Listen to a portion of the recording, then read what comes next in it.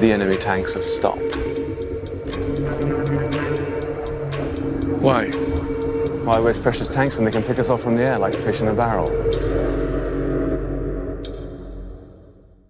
So first off, I want to say congratulations, fantastic movie. Thank you. And then secondly, you actually shot in Dunkirk.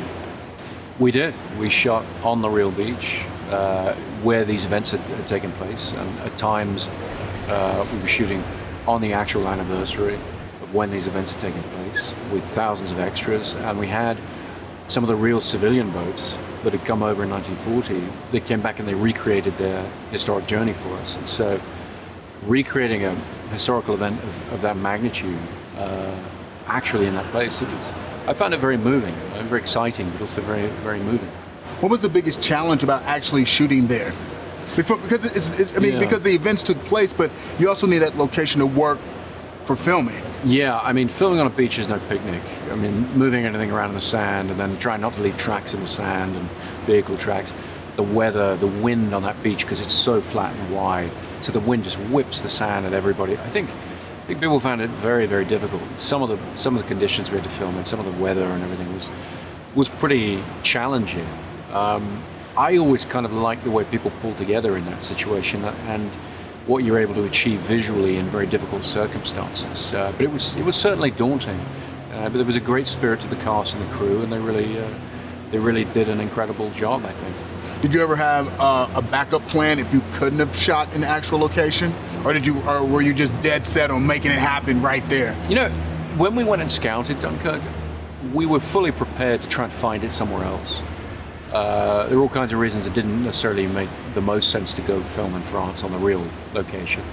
But the more we walked up and down that beach, myself, my production designer, my DP, the more we started to realize that this is the place. This is the place where it happened, and why try to recreate this somewhere else? Let's just make it work. Now, if I were to show up at the actual Dunkirk, is there like a museum or are there monuments that honor what happened there? What could I expect if I just went there and visited? Well, if you go there and visit, they have a series of informational kind of signs along the promenade, along the beach, and along the mole, what's left of the mole today. There's a great museum there as well, with artifacts from the evacuation. And there's a monument, but it's possibly a bit less than you might imagine. And I think the reason for that is for the French. It's a very different event, it's a very different story.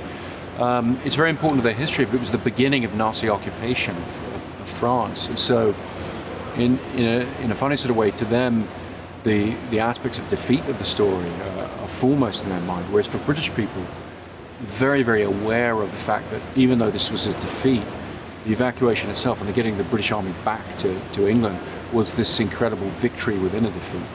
Now, how did you discover this story, and why were you so interested in turning this into a motion picture? Well, like most British people, I grew up with the story. I don't even remember the first time I was told it. It's in my bones.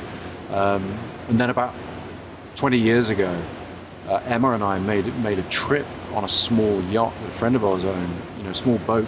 We made the crossing about the same time of year that the civilian boats had made the crossing in 1940. And the channel did not behave. It was extremely rough, extremely daunting. It took 19 hours to get across. And it was frightening, it was scary. And that was without people dropping bombs on us. We weren't going into a war zone, we were just going to the modern day town of Dunkirk.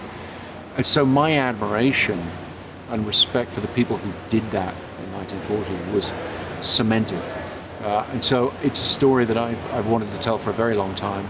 And as a storyteller, you're looking for a gap in the culture. You're looking for a great human story that's never been addressed in modern cinema. And Dunkirk was that.